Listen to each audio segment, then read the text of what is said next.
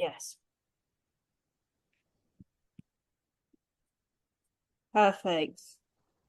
Welcome everyone. And today I'm just have the great pleasure of introducing this today's book club, and we have an hour-long conversation with a couple of authors to get to know more about the book and stories behind the scene. So today we're featuring Ian Richards and Philip Henricks, and we're looking at having a really insightful conversation today on the book Brainy Glue, Making Change Stick. Firstly, something about IBA UK. We could get on to the next slide. Now, IBA UK is a volunteer-led organisation run by BAs for BAs, and we are the UK chapter of the International Institute of Business Analysis. And you can see on screen here we have a number of various offerings that we sort of offer to promote the professions and support the professionals within the UK and beyond. We have supporting conferences, for example. We are the co-founder of the IRM Business Analysis Conference Europe, as well as associates of this year's BA Live, where we also have discounts offered for our subscribers. And we have virtual offerings as well. For those who prefers to make it remotely, we have various webinar series throughout the year. We also have a well-received mentoring scheme, and the registration's open now, if you're interested on this, as well as weekly brown bag sessions. We can drop in and actually have a sort of collaborative sort of session, conversation with fellow BAs. Happens every week. So check out our events calendar. And we'll have community face-to-face events. So, for example, we have various webinars, workshops. For example, we had a murder mystery workshops just last week, and there's going to be more to come. And have socials as well across the regions, various regions throughout the UK. And you have volunteers, quite a number of volunteers working with us and volunteering their time. And we have community events for volunteers as well. So if you'd like to know more about volunteering or would like a chat, please feel free to reach out afterwards. We also have a place on the webpage to register your interest as well. So feel free to check out the website. And a little bit about the book club. It's actually fairly sort of new as such. We've launched it late last year, and this is one of our newer initiatives, and we'd like to, I suppose, look at various formats for this. This particular session is for conversations with authors to understand more about the book and sort of the stories behind the scenes. We might actually try different formats as we go along as well. So there's going to be some good opportunities to provide some feedback, be part of the conversation. And as we start to sort of look at what's best, so check out the events page as well for future events. But if you have any feedback, there will be a feedback form as well after this event. So we love to hear from you and what you'd like to see. Now, the authors and the panelists. Firstly, I'll jump onto the panelists. So we will be facilitating a conversation today. And today I have the great pleasure of introducing Christy, Shri, Adriana, Katerina, and yours truly, Christia. So we will be sort of having a conversation with Ian and Philip, but very much would like to hear from you as well. Please do pop any questions onto the Q&A section of this Zoom function, and we'll be monitoring throughout so that we'll make sure the questions are answered. So over to the authors, if you'd like to introduce yourselves. Yeah, so I start, first of all, thank you very much, Christina, for inviting us to this book club. Really feel honoured. So my name's Ian Richards. I've been a BA for a very long time, and I think I was a BA before BAs were around. I think I was a systems analyst and a systems analyst programmer back in the day. So I now work for a small startup, so it's quite exciting. It's using AI agents and things like that. So that's exciting. I do a lot of work for the BCS. I sit on the leadership panel for business analysis. I'm also on the IRM Business Analysis Conference Europe Advisory Panel, and the call for speakers are out now. So I can see that there are a couple of speakers online. If you haven't spoken before, give it a go.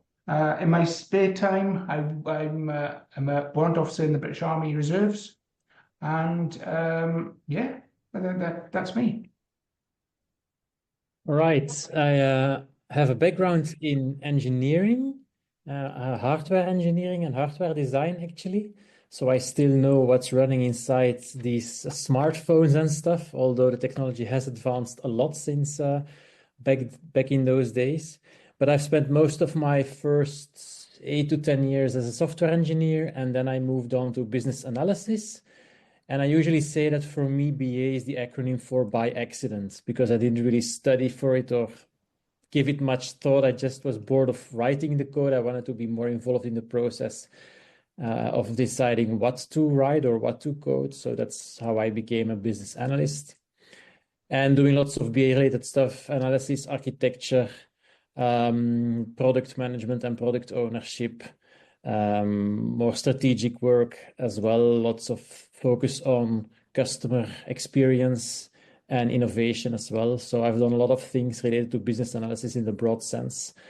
And now I spend most of my time on what I call inspiring people about business analysis, whether it's through writing a book, whether it's through public speaking, training and coaching, president of the Brussels chapter at the moment, organizing the conference in Belgium and a couple of other countries. So all of those things related to inspiring people. So let's dive into the discussion of the book. And as the person who recently read your book and absolutely love it, my kind of biggest takeaway is that this book is such an inspiration and reminder how excited the BA role can be and how valuable our work is. And the only question that I really do have is whether and when we shall expect the continuation of the adventures. But first things first. What was the inspiration behind this book and why business novel? Yeah, should I take that? So I've always wanted to write a book. I've always wanted to write a novel because I thought that I could write, and I thought I'd try it out, as you do. And I didn't want to write on my own. I didn't think I'd have the stamina. I think the mental stamina and toughness while holding, being in the British Army and also having a day job. So I was looking for somebody to write it with me, and Philip and I had talked at conferences many times, and I gave him a shout. I said, "Philip, do you fancy writing a book?" And he said, "Yeah, that's great. Let's do it." So at that point, we didn't really know what we were going to write, but I knew I wanted to write a novel. I knew that there were lots of great, and there are lots of great BA books out there, which are reference books, which people pick up, read a chapter, put it back down, read another chapter, or read about a technique or whatever. And we wanted to write something that was very different. And when you write something, there's this old saying, isn't it? Write about something you know. So I thought, okay, I want to write a novel, but I know a bit about business analysis, and reached out to Philip, who had the same aspirations. And then we kind of got together in London, didn't we? We didn't know we were going to write a book then. We got together in London for a week. Philip, do you want to tell us about that time in London? So we went to London for a week, locking us up in an Airbnb to think about the book. What are we going to write? Are we going to write something? Do we think we have good enough ideas? What kind of format and shape should it have? Ian offered the idea of writing a business novel right away, and I really loved it because it's something different. It's a fun way to inspire people, to give people some ideas. Not knowing how challenging it would be to kind of make sure that the story is not boring. We discovered along the way that it's not that easy to write something that is about serious stuff like business analysis, at the same time being engaging and not boring. But so I enjoyed taking up the challenge. we spent some time on mostly the first and the second day, I think, mapping out the entire storyline and all of the personas, all of the characters, the cast, on a big wall in the Airbnb, so with a wall full of post-its. And then we started shaping the different chapters. But the key idea actually popped up, obviously, while drinking a beer in a bar, because we needed to have a subject, we need to have a topic for the storyline, which is the retail challenge that our main character, Abbie, has to handle. And that idea popped up, as I said, at a bar on first or second evening, I think. Yeah, I think we wanted to do something different as well, and different in many ways, not just different in terms of different from a reference book. We wanted to make a square book. We wanted to put avatars in it, animations in it. We wanted to put really good pictures in there. I think that, I mean, we had Philip, who we none of us can draw. We're not very good, especially me. And Philip had a friend, Kuhn, who thankfully drew the pictures for us. So that went in. But yeah, it was very important for us that we would. I mean, my inspiration is about. I have to give credit to Chris Potts, who wrote a book called Recreation. And the EA part of that is enterprise architecture. And that's a story about an enterprise architect working with the CEO and saying, you know what, my job as an architect is not that much different to yours as a CEO. And that was a story that was compelling. And I read it from cover to cover. And that's what we wanted to do, was write a story in it, so it would take the reader from the start to the end, and make them want to pick it up and not just drop it and leave it on the shelf. I think when a colleague of mine said, read it all the way through, and he said, it's the first book I've read cover to cover since Hungry Caterpillar, which I thought it was quite funny, but it probably says a lot more about the people I hang around with. But yeah, it's very different. It was important for us.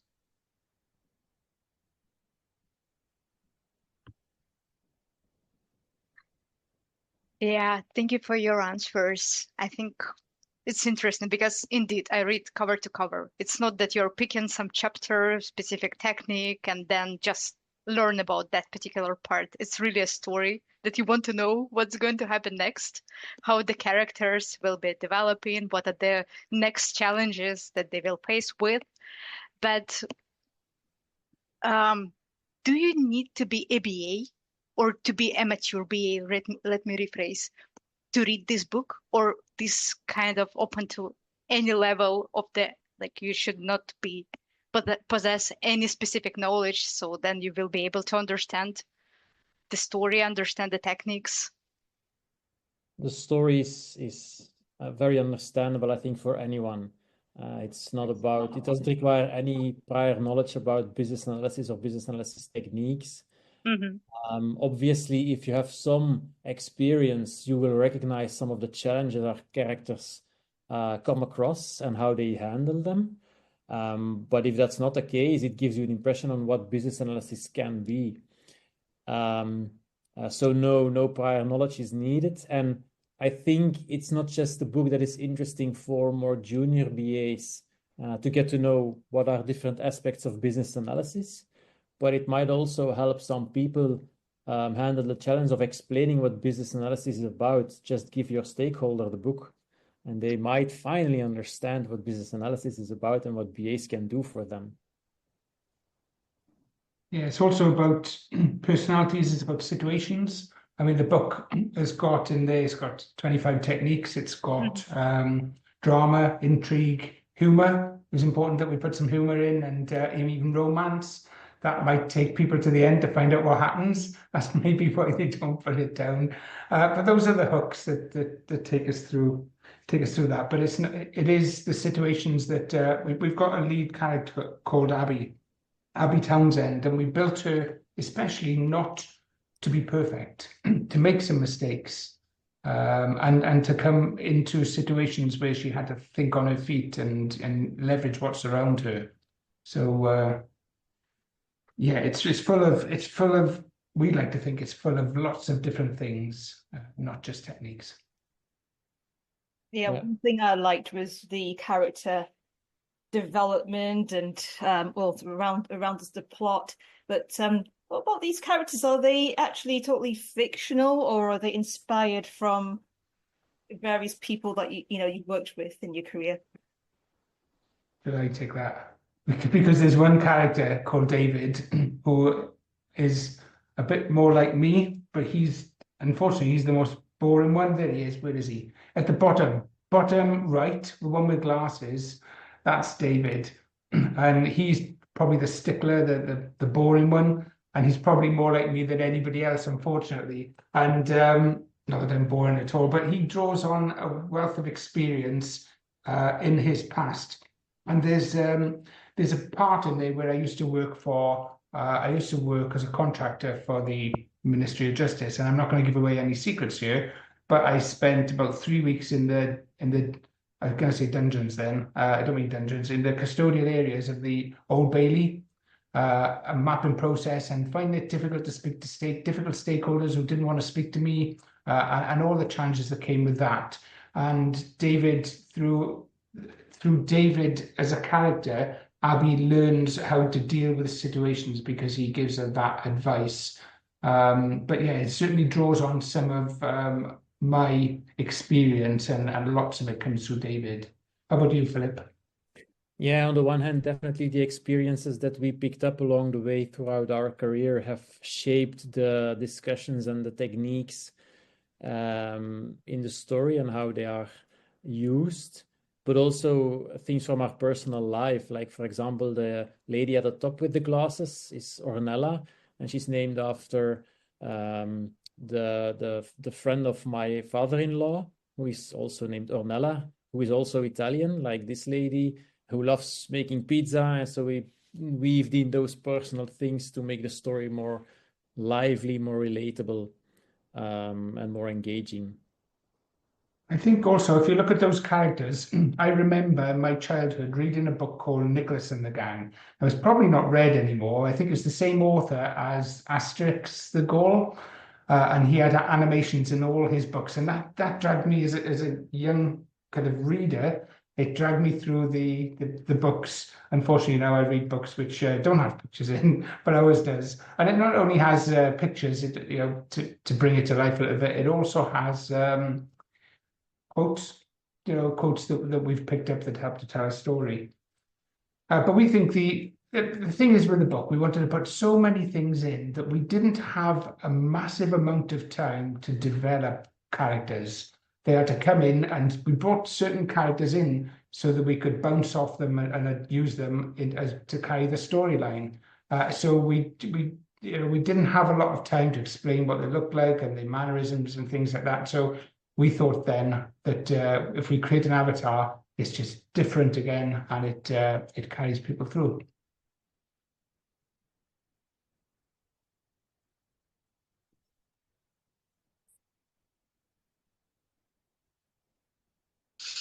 Just a reminder to all the participants, you are very welcome to ask your questions.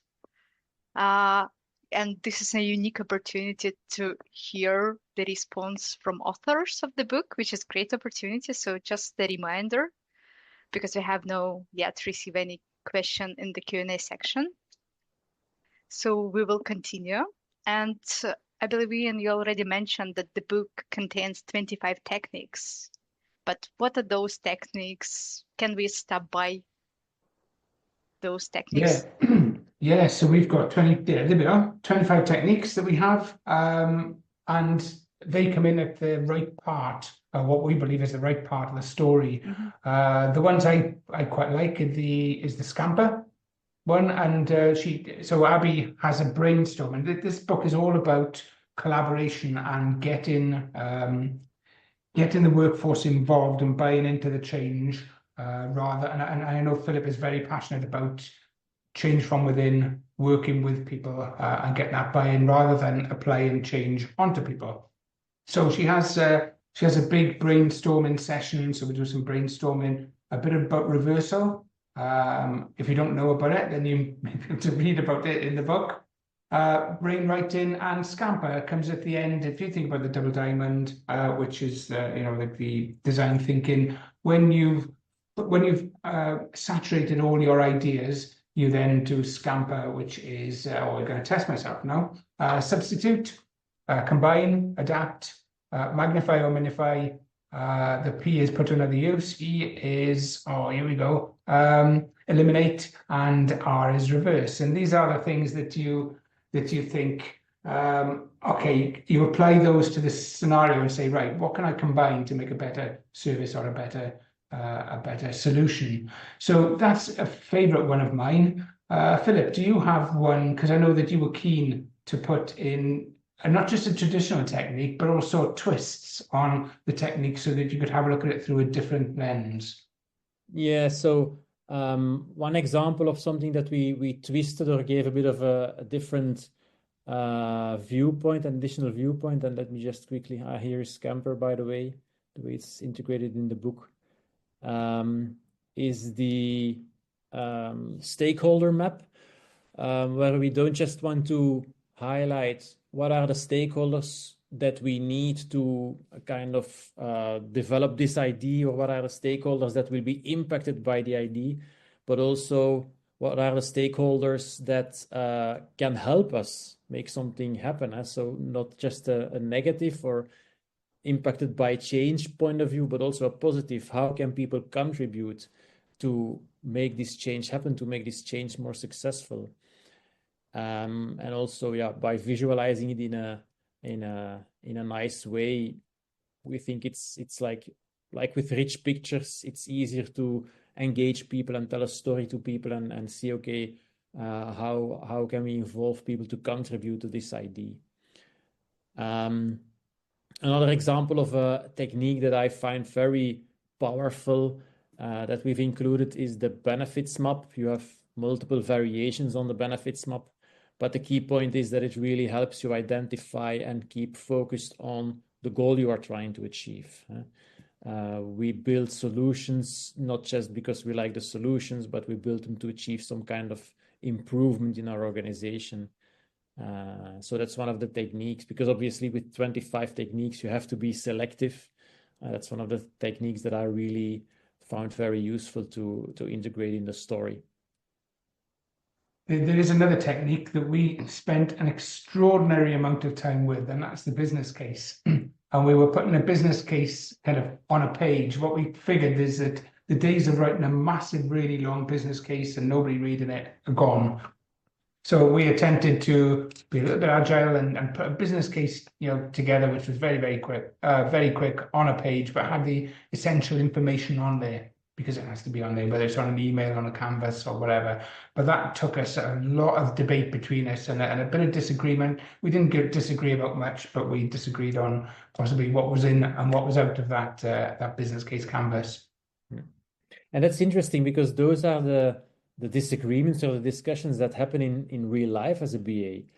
And the answer finally we came to was that we put the discussion in the book between two characters. One wanting to have a very solid, very detailed business case, one wanting to go all the other way, make it small, lightweight, just go with the flow and let's see what happens. And so we had that conversation integrated in the story.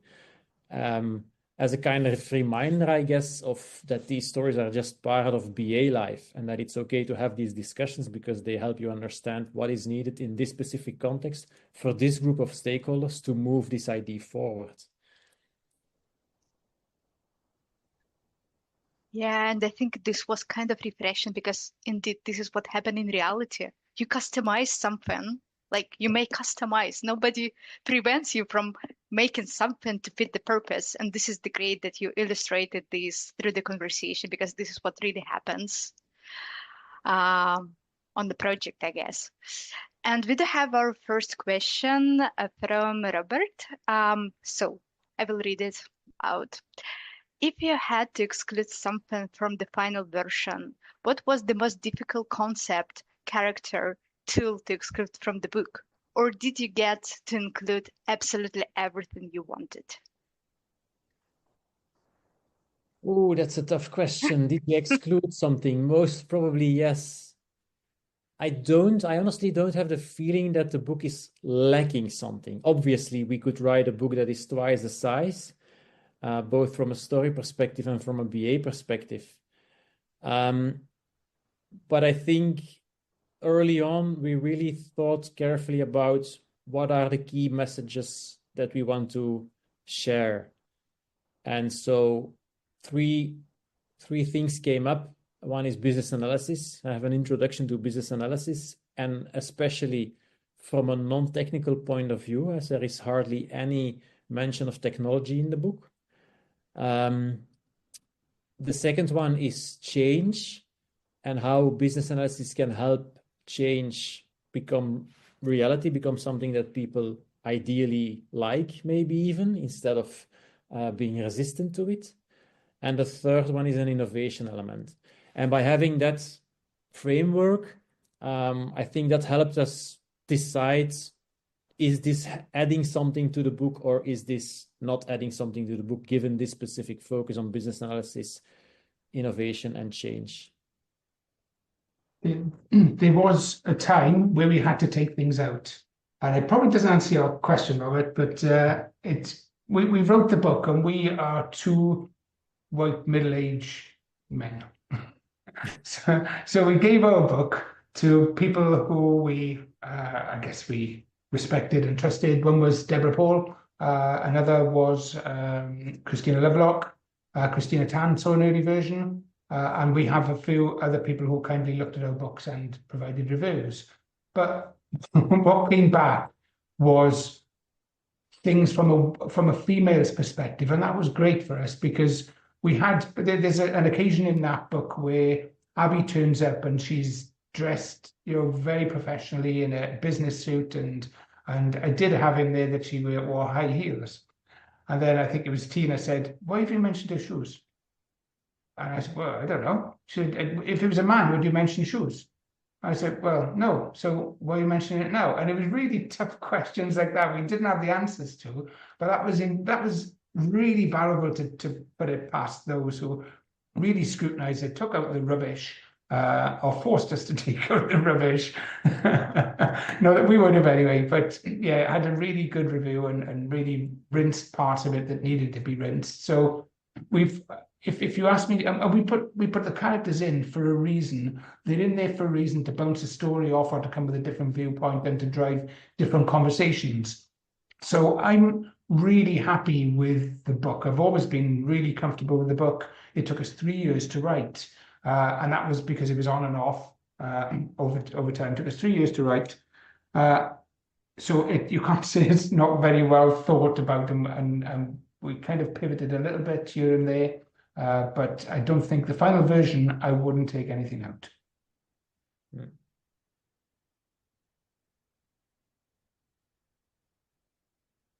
Great. And sort of personally, what was your, I guess, favorite, sort of personal favorite techniques that was on the book? One technique that I also really, really like, and I think is really powerful, is story maps. They just give such a good overview of what is happening for the customer, and how can we make that in some way better. And I think it's really helpful to give an oversight of what's going on, an oversight of all of the ideas that you have in your mind or on your backlog, help you prioritize. So that's definitely a technique that, for me, if I have to choose a top 3 of BA techniques, the story map and the benefits map are 2 of the 3. I don't know what the third is yet. I haven't decided. So yeah, one for me was the power interest grid. So in that power interest grid, we always say, right, in the top right-hand corner, in the constantly actively managed, we put a project sponsor. We might put I don't know, the PM is close to that, or the CEO is in the one next to it. And I'm an examiner for the BCS, and I always ask about the power interest grid. But what we've said there, and we've challenged it a little bit, and saying we always think about individuals. How about the power of the collective? So if you've got people who work on the system users, we normally put them on low importance, but collectively they're quite strong. And if they are going to reject your process, your system, your business idea, then they're really strong. Collectively, they belong at that top right-hand corner of that power interest grid. So there's things like that which we take them and we challenge them through the characters that we have and the discussions that they have. So we're not telling as authors, we are telling that story through our through our characters. Yeah. I think there was I think it's in the book that I heard once that if the tribes in Africa, because the nomadic tribes used to go out and walk for days and spend days and days and days together. The only time they stopped was around the campfire, and they tell everything through stories because it's entertaining. And if they don't tell it through stories, then they get kicked out and they won't be asked again. So yeah, that's the importance of getting that message. And it's memorable, isn't it? Aesop's fables and things like that. People remember these story and anecdotes, and hopefully our book, you'll find a lot of that in our book. Yeah, we've drawn out a couple of takeaways on the side of on every page in the book, things that we think are interesting to highlight to people as they read the story. But we hope, and we also get the feedback that people have obviously their own takeaways. What are the things they learn? What are the things they find inspiring in the conversations happening in the book? Because everyone reads it a little bit differently, which is fun. It's also fun for us to see how other people remember things from the book or apply things from the book. Yeah, I think another point for me is working visually. I always, when I had a team, I don't have a team anymore. I always said, look, get a picture down, get a rich picture down, and work visually so that we can see it. Because I guess as BAs, that's what we do, isn't it? We show this landscape of the business landscape or process landscape, and we then present it back to our stakeholders who say, oh, I've never seen my business like that before. And it creates that shared understanding, and we're all on the same page. So for me, and Philip is as a business architect is passionate about that. It's getting things down, and okay, we might have acronyms. We love a good acronym, don't we, as BAs? So we might put them in like Scamper, but it's the visual stuff that gets us excited, I think. I think for me, it's something that strikes in the book, how nice it is to see the visuals, how simple and clear they are. For me, I in a sense, I struggle with some visuals. It took me a long time to start making sense of them as a business analyst. For example, it was not part of my natural way of thinking and structuring information, a mind map. So it took me a while to start getting used to that. And for example, in the book, even a diagram like the fishbone diagram, it took me a long time to find a meaningful way to put that together, and the way it is shown in the book. For example, I'm using the Kindle version, so you have the links to the websites, to more information about the techniques and tools. So that always very helpful for someone to see how, not for example from a technical way or perspective, but how you use the information with actual in a real life situation when you are with the client or the customer there. So yes, I think the visuals they helped me to think more visually, which is something I used to struggle at the time I read for the first time. We have a question from Bindu. It came on the chat. She should send the question to everyone, but I post to the authors as well. How do you think Abbie's career will be in the coming years? We will get to see the BA in a leadership role now. Is there the next version of the way? As Ian says, often we aren't able to retire yet on this book. So maybe we do need to write a next one. On the other hand, given the amount of time and effort it took, even though it was fun and I would definitely do it again, I'd first would like to sell a few more copies of this book before going through the effort of writing another one. 10,000 more copies. Yeah. That being said, the idea of and the question of will there be a sequel has popped up every now and then. So yeah, I guess both of us have given it some thought. And to the question, what would Abbie's career will be? Actually, I've recently came up with the idea we don't know.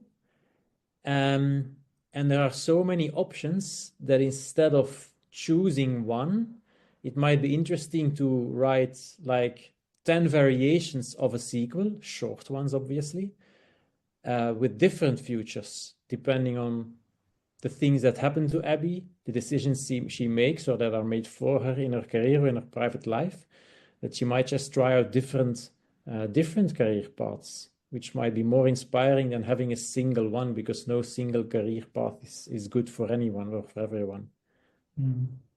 I think she's quite smart. She's a smart cookie. She makes a couple of mistakes, but she's smart. We've got the title. It's called Brainy Glue. But we haven't got the time at the moment. So I always think, I don't know I always think that, I don't know, things may have changed, but I always think that as you're a BA growing up, you're normally a BA in reporting to a senior BA or reporting to a principal BA or reporting, as you grow better and kind of cut your teeth in business analysis in that project world. Now, Abbie probably at a younger age is working in that discovery place, trusted with a client, in that kind of, if you do the diploma BAP, or earlier parts of the CBAP. But I think that she would have gone on to be, she's a consultant, isn't she? And a consultant in a corporate world. And I think that she'd go on to be more of a kind of architect and look at things at a more holistic scale. She started doing that with a smaller project. I think she'd go on to do bigger things. And if you read I think it's either the start or the end, where we kind of leave it open, she's driving, reflecting on the experience, reflecting on certain individuals in the story, and you wonder what happens there. So yeah, we don't know yet. It might just be like Gavin and Stacey with a fish thing, fisherman thing, a fishing trip. Who knows what happens? But who knows? When we got a little bit more time, maybe we'll get back together, because I think there is another one there. And there is the second part of Bindu's question before there are two other questions sitting for us to respond, is how the book changed you as a person. Something I would say from my side, for example, Philip, he mentioned that BA for him is by accident, which was exactly for me as well. After on my third career change, I became a BA. So sometimes I used to struggle, not being used to be in a position when I would need to influence others. And I used to find that quite hard. And in the book, the book is very natural, the way that Abbie, she uses the tools and whatever she has at hand to influence the stakeholders when she needs their collaboration, when she needs to influence decision, and that readiness to use the tools to attempt to influence, it's something that the book changed on me, to how to start those conversations, how to start influence, how to use every opportunity to influence a result, because basically that's what we do, which is something I used to struggle at the time. So yeah, I would say that the book changed me in that way. Would you like to add anything to that? Would you like to move to the next question? How would you like to do? I think it's a question for a reader rather than an author, because it came from our minds. I think it probably hasn't changed me, only collected my thoughts a little bit more and channeled them. Yeah, I agree with that. What I will say though is, when we say write a book, it's not just the writing of the book, it's the publishing of the book, and it's the marketing of the book. So it takes a lot of time. So 3 years to write it. Philip then took most of the work, if not all of the work, of self-publishing on Amazon, and then he's more creative than me in terms of the professional images, and there's a lot of work there. There's a lot of work on saying, what can we do next, to promote it, and things like that. Oh, look, there's your smoothie. Proofreading. Is it just me or many times? I think we both read the book maybe 10 times, if not more. Yeah. And still did not get bored. Trying out how to publish it on different platforms and seeing that it comes out nice. And indeed, we had smoothies in, and Ian looked them up on the internet, and they made sense. And he just put them in the book. And I said, hey, I'm a BA. I want to try them before I put them in the book and publish them. So I've tried all the smoothies. Prototype. So yeah, that's a lot of work. Yeah. And so maybe one lesson learned is yes, if you dream of doing this, go ahead and do it, but hang in there. Oh, absolutely. If you think about writing a book, do it. And it's starting. Once you've started, you've got a good idea, but once you've started, stay with it and keep going. Just do it.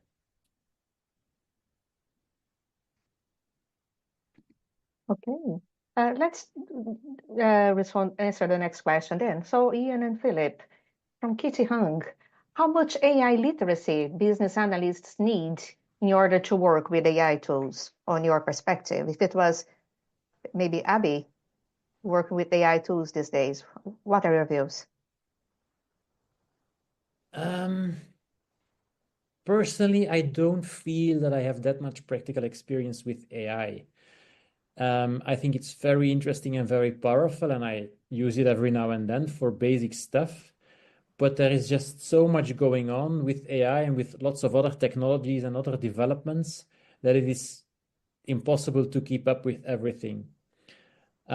So one approach would be, yes, I'm really keen on AI and I try it out every day and I develop my skills. Another option, that's the one that I've taken, because you have to take your picks in life, is make sure you know people who know a lot about AI and get in touch with them, like any kind of community, like the IBA community. So yeah, both are valid options, I think. So I work a lot with AI. I specify AI agents. I work with somebody who's very, very clever. As Philip said, know somebody who's really, really clever. And we create AI agents that will help with process. And I think that will saturate very, very quickly. What I mean by that, and you might disagree, Kitty, and we might have to have a chat sometime in the future. But I think it'll be a race to the bottom. I think that you'll have AI agents for everything very soon. There'll be good quality. It's just choosing which one from the menu.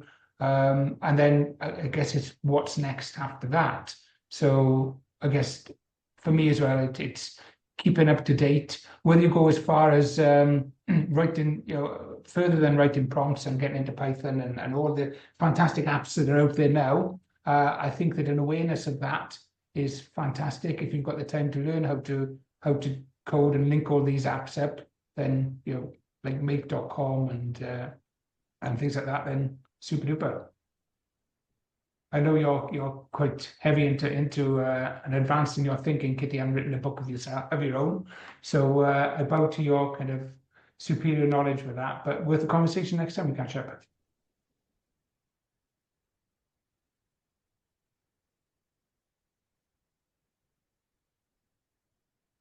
And there is a question from an anonymous attendee.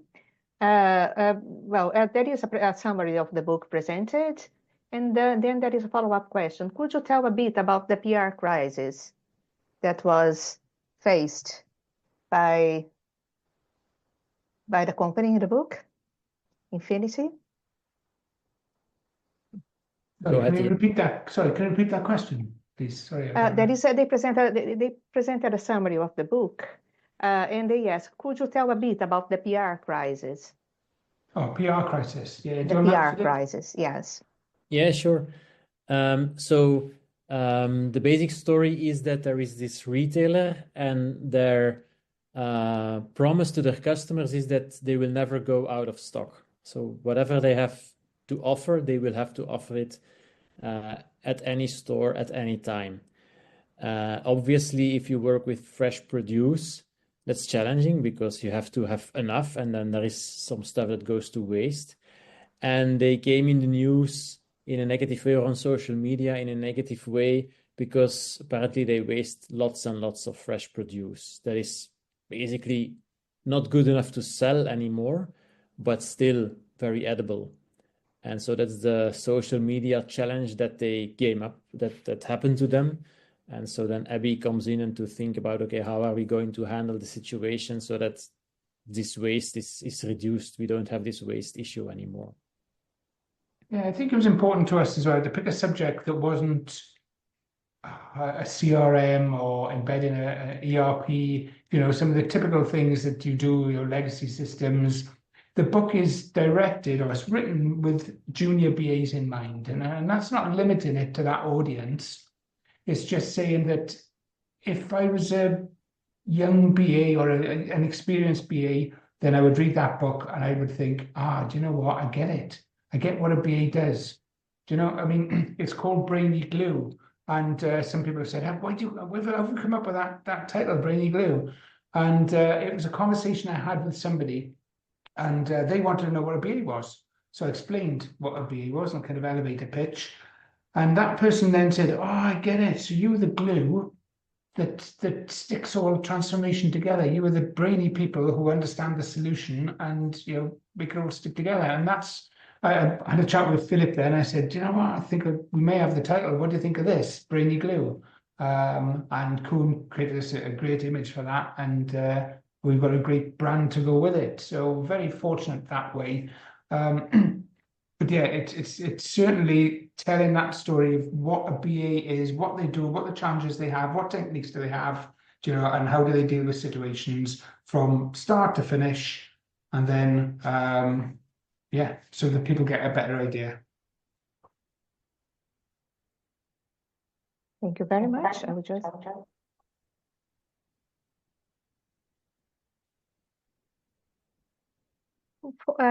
When you mentioned about the metaphor, the way it was made to help more maybe people who are not familiar with the profession, I quite like how relatable the characters are, and how, for example, you can empathize with many of them in different stages of where they are, and it's really helpful to see how they do the work. It's a different way of learning.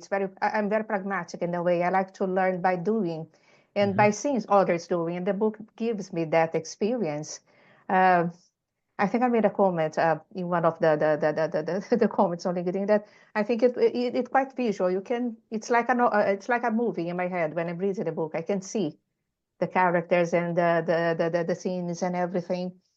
It helps to have that hands-on experience via the character in doing the job, instead of learning the theory and trying to apply ourselves, which is it's a very pragmatic dimension.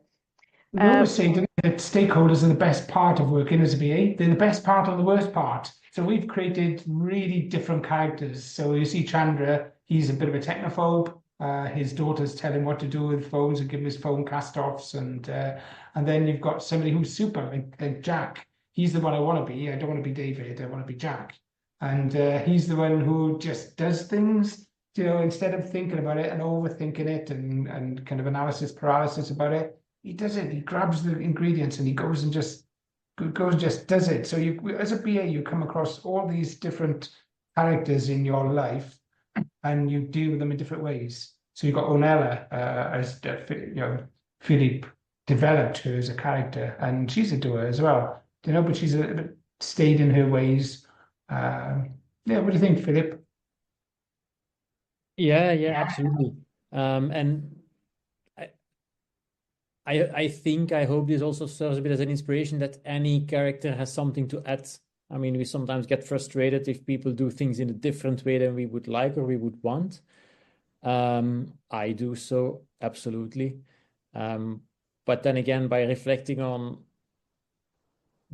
each person's behavior, what they do, what they don't do, what they like, what they don't like, and understanding why they like something or why they dislike something, understanding their background, I think helps in also applying this reflection in your own work environment with your own stakeholders. And ultimately it enriches all of the challenges we have, all of the things we deal with, all of the things we do. So I do Definitely a character in there was a bit of a spiky character. He doesn't feature a lot, but we've used him. We introduced him, and he comes up with some cut-in remarks, doesn't he, about a smoothie? Yeah. Not everyone liked all of the smoothies. And that is that practical lesson of having to let's put this way, to receive the good and the bad feedback.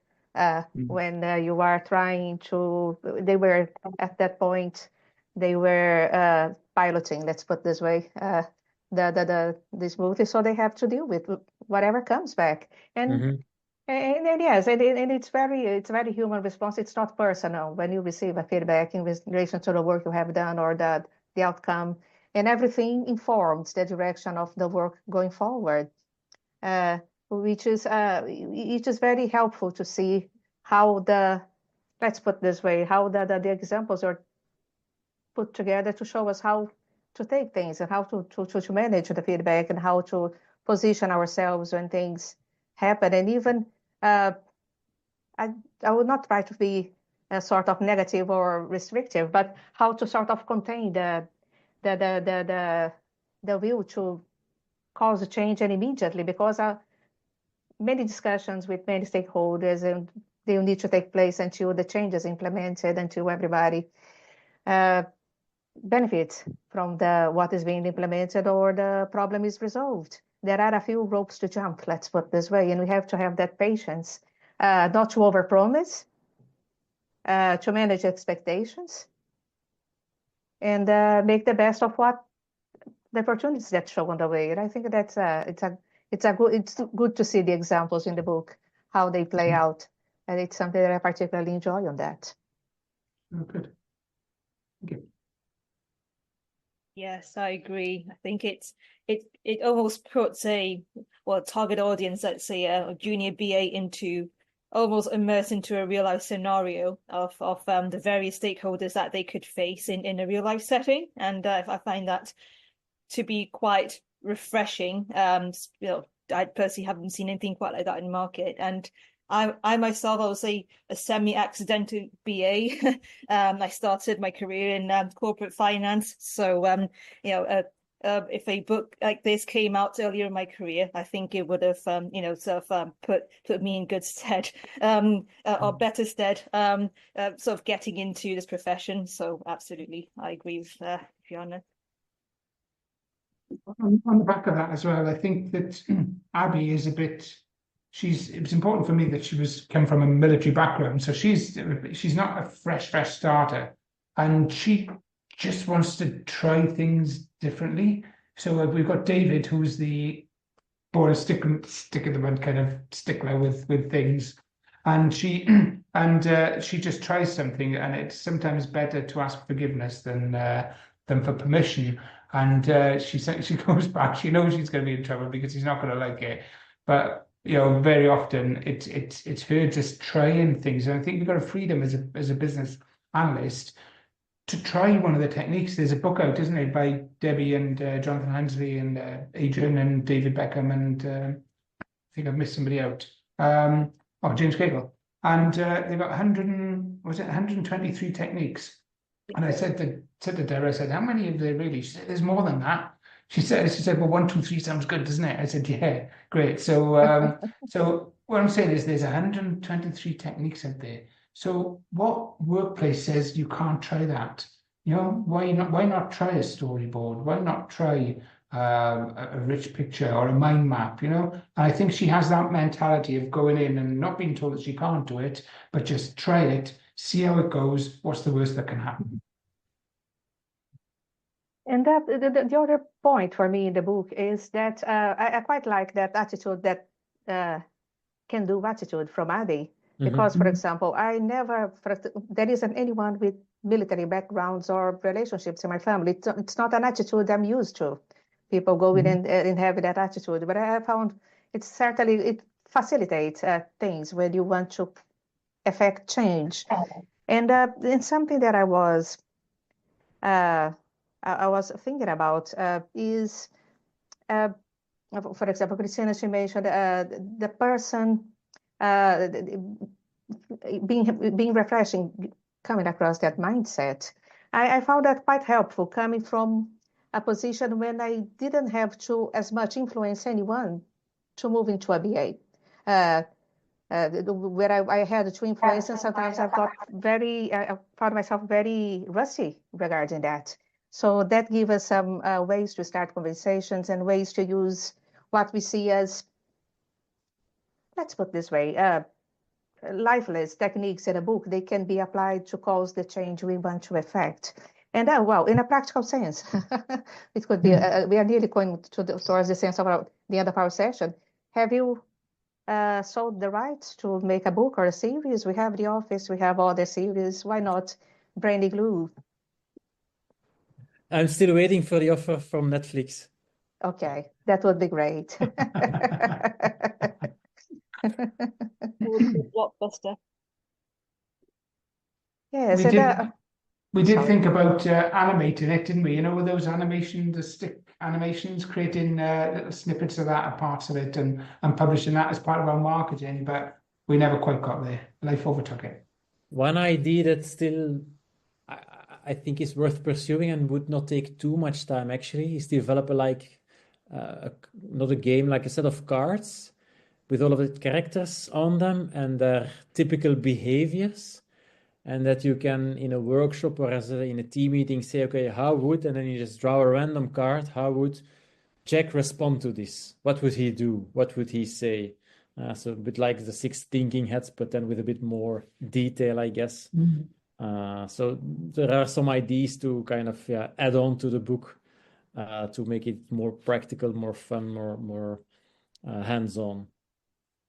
But for example, as I mentioned, using the Kindle version, being able to click on links and go to videos on YouTube or extra material, that really helps to top up and to consolidate, integrate the learning that comes through the novel, the plot.